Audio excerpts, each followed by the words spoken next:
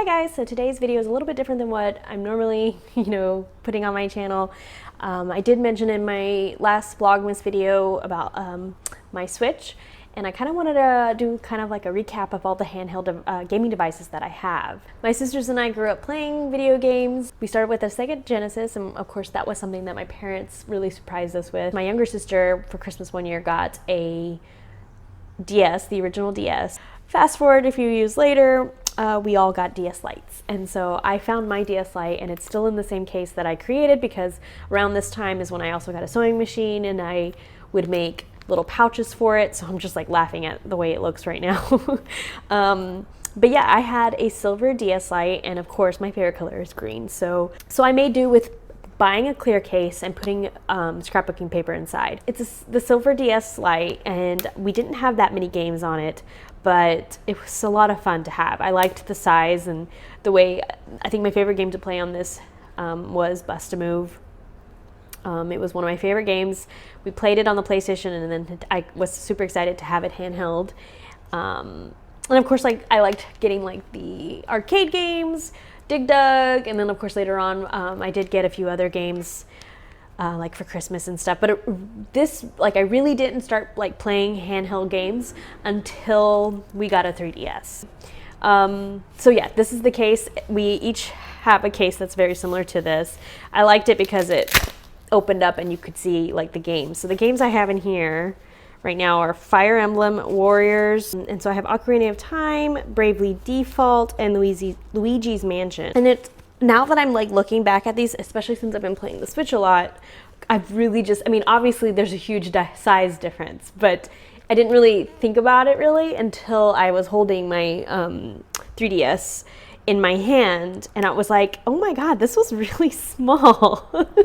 My least favorite thing about this type of this 3DS was how shiny it was, because it shows all of the fingerprints and dust on it. There's just no getting off, so no getting away from it. But I wasn't happy where they put the stylus in this 3DS.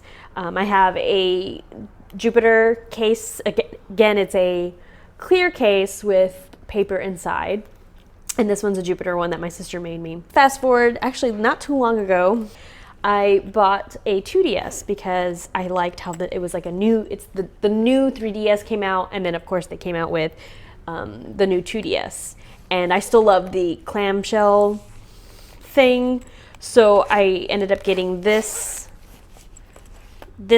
DS, which I have games. This case is kind of similar to how my Switch case is. So I have inside this one, I have Detective Pikachu, which I need to finish, Yoshi's Woolly World, which I need to finish, Fantasy Life I finished, and then I have Bust a Move Universe, Final Fantasy Explorers, Kingdom Hearts, Dream Drop Distance, Monster Hunter Generations, and then of course I have Animal Crossing, and then inside, I have Pokemon Sun. So this 2DS, I actually really liked the size of this one. Again, they still have the stylus, and they have it in the bottom this time, which I think is stupid, but whatever. So this one, of course, still shows dust, but it was a little bit bigger than the 3DS, and it had nicer buttons, and it just felt nicer in my hand. It was slightly bigger, but not too much bigger, and it just felt nice. So I really liked playing games on this, which I still can, So I switched over to playing all my 3DS games, obviously, over here, because I didn't really use the 3DS or the 3D function. It really hurt my eyes, so not having the 3D effect was not a game changer for me. So I really liked, being able to not have to worry about that. And again, this has a clear case with a paper inside. But yeah, I really enjoyed playing these. I can still play these, and I think I'm going to go and check on my Animal Crossing village, because I'm super excited for the new Animal Crossing that's coming out on the Switch. There's a few games I need to finish, like Detective Pikachu for sure, and a few others. I did buy all of the Kingdom Hearts games. So all the DS games that came out for Kingdom Hearts, I do have it on the PlayStation, so I can play that on my PlayStation. But I mean, I do have a few on my Switch, on my DS. And then that leads me to, of course, my Switch, which is much bigger than the DS's. I love this case I chose. It's just a neon green case, and I put stickers on it. I don't typically dock my Switch on the TV. That's not like, I don't enjoy playing the Switch as much on this TV. And since I have a new case for it, it's not as easy to put the Switch inside the dock anyway. So I already didn't really use it. This is mainly a handheld device for me because I just like playing in bed. So like my 2DS case, this case opens up and it has, a slot for your games. So right now inside my Switch is, of course, Witcher 3, which I'm obsessed with. Like, I have been loving this game. I love open world games. And right after the Netflix series came out, it definitely made me want to play the game more. Like, I had seen a few walkthroughs of this game a while back, like I think from like the PlayStation and stuff, previous Witcher games. And I watched a few walkthroughs and I was like, oh, maybe I'll, I didn't have a PlayStation at the time, so I didn't expect to play it. And then I just never went back to it. Like, once I finally got a PlayStation, I just never went back to it. But then after the Netflix show came out, it did make me want to play the game more. And I've been playing it ever since. And it's like, I love all the side quests. I'm not very good at this game. I don't think I'm playing it as well as I think I could be, but whatever, I'm enjoying it. The story is pretty interesting and some of the scenes are pretty funny. Anyway, so that's the game I've been playing a lot on my Switch, but I do have a few other games that I kind of just want to talk about. I first played these games on the Sega Genesis. My sister and I, fast forward, I think I was in high school, stayed up late one night cleaning the house, and we decided to plug in our Sega, and the wires were a little finicky, so you had to like hold it a certain way in order for it to work. And we finally got it to work, and we played Lion King.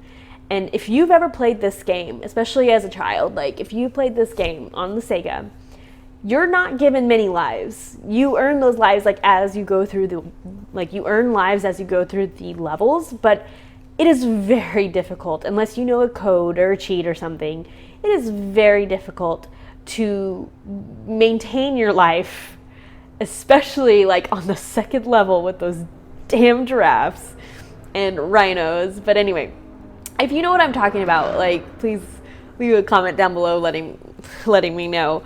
But anyway, it was very difficult to get lives and to make it to the final boss level.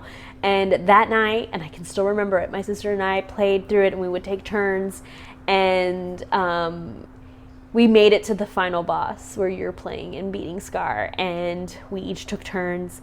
And of course, I can't remember if it was her or if it was me who had the last life and ended up dying because we couldn't kill Scar. We made it to the last level and we still lost. Like, oh my god, just remembering that. But this game, or like this version of the game, gives you a chance, like you can watch the game being played and you can kind of hop in whenever you want to. So you could play like the levels that you want to play. You don't have to play it all.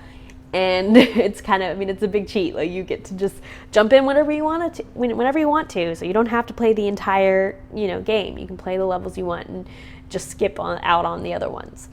In Aladdin was a little bit easier, but we also had a cheat code for Aladdin. So if we didn't like the level we were playing, the cheat code was like AABB or something like that. And if you didn't like the level, you could just do that and move on to the next level. So we cheated. I'm sure Lion King had probably a cheat, but we didn't know the cheat. At least I don't remember one. But anyway, Lion King and Beauty and the Beast, those were all... I hope they bring Beauty and the Beast to the Switch. Those were really hard games to play on the Sega, and I don't know how I had as patience to play them. But now I have it on the Switch, and it's just so, nostalgic. I get really mad very easily. Matt makes fun of me because he's just like, maybe you should stop playing for a little bit so you're not so angry, and it's like, yeah, I get pretty angry because of this game. But it's also, again, just fun to remember. Moving on to Cat Quest 2.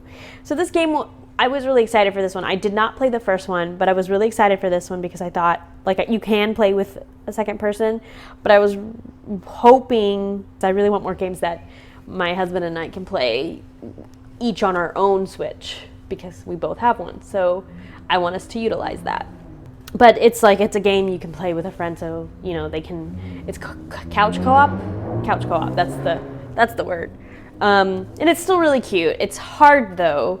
Like, it's very hard to level up, and I'm struggling with it.